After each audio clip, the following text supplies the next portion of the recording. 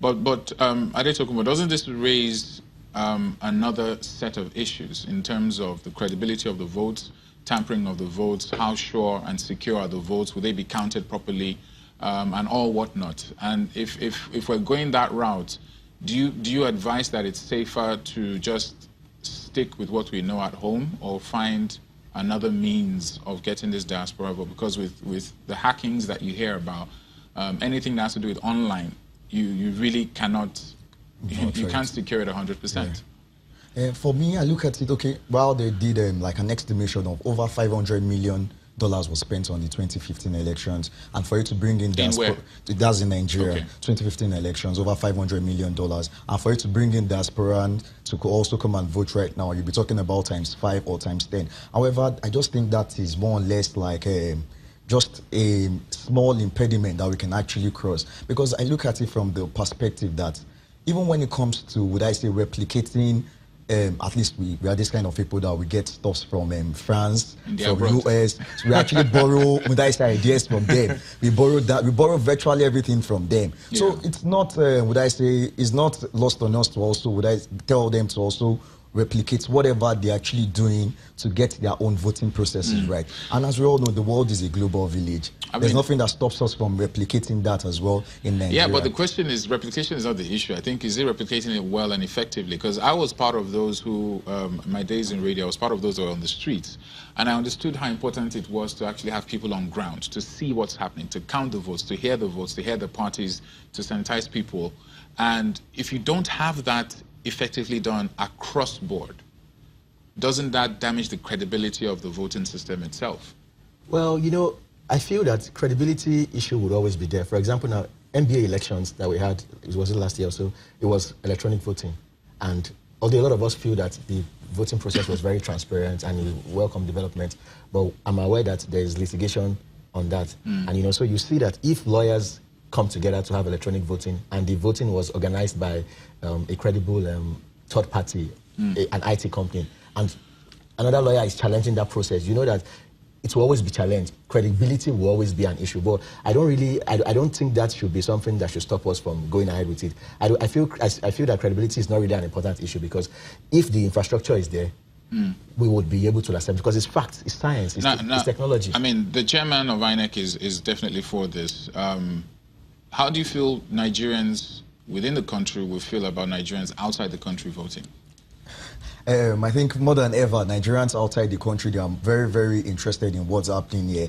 You see them, they are even the ones that comment the more. So it's just natural for Nigerians within the country to also follow suit and even encourage them, because after all said and done, they are the ones that will still fund quite a number of things in our economy. So it's just right, and it's just the perfect thing for them to also have a say in whoever gets there. Do you think this will have an effect on the outcome of, I don't know, candidates, the type of candidates that come up for 2019?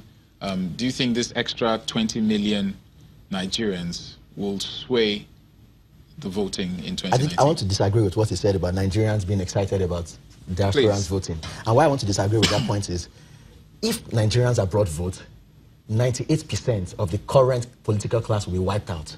How did you come about that? Or why did you say Yes, that? I'll tell you why. I'll tell you why I said so. Like in Osun State now, in the 2014 governorship election between Arabeshola and Omishore, the gap between both of them was about 100,000.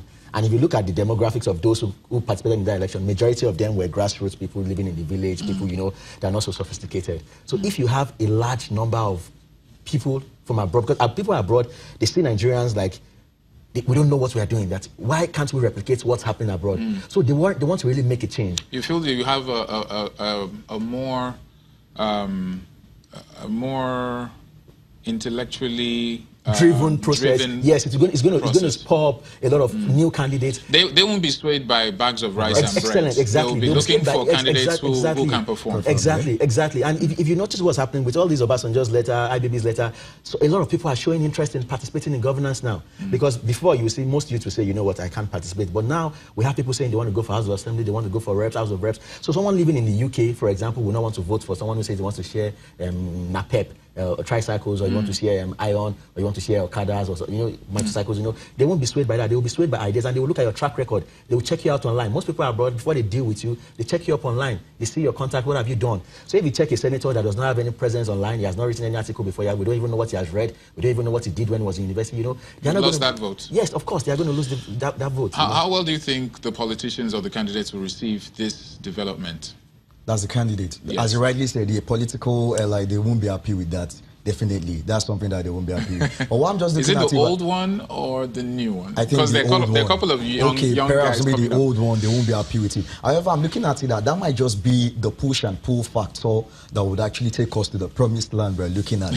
Because I'm looking at it right now with the way things are at the moment. Even the fact that even for our PVC, for us to get our PVC, we have to get long hours, 23 hours to do that. That means if you're talking about e-voting, every other thing would actually be revolutionized in terms of how we collect our voters' card and all. So looking at it from that perspective, that means the diaspora, the people living in the diaspora, they're going to be very, very crucial to the voting process. So I'm not looking at it from the angle whereby whoever is actually coming in, it will now take care of, would I say, anything that has to do with the diaspora as well. So we're talking about giving them maybe better financial transactions or better things like that will actually make them come invest in their country. It would also factor that in. So I think that would also go ahead to determine where exactly we actually bring on board. However... yeah, go on. Okay, one more thing I wanted to say is that, now, with the current dispensation, we know their attitude towards diaspora voting because, recently they are trying to amend the timetable for voting. So the current crop of our parliamentarians are more concerned about the timetable for voting than who participates in the voting. But I recall that when Jonathan was in government in 2014, the national conference that we had, one of the points that they agreed on was that diasporans should be allowed to vote. So we can say that maybe when Jonathan was in government, the disposition with the national conference was that diasporans should be allowed. But currently now, with the current crop of people we have in government now, we can say categorically that they are not concerned about it, because if they are concerned about it, they won't be trying to change the timetable for voting, as against trying to expand the number of people who... Well, let's pause on that and come back after the break. We'll see how this projects Nigeria to the international community. Will it be a positive thing, negative thing? Especially what will happen if we get it right and if we get it wrong?